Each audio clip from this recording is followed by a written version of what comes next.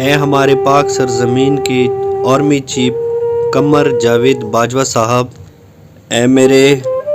ملک پاکستان کے وزیر اعظم شہباز شریف صاحب،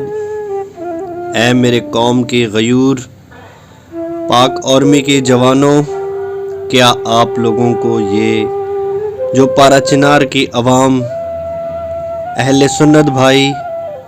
اور اہل شیعہ بھائی جو آپ لوگوں کو تصویروں میں نظر آ رہے ہیں، جن کے ہاتھوں میں قرآن مجید ہے، کیا اس قرآن کا بھی کوئی واسطہ دے کے اس کو رد کیا جا سکتا ہے؟ میں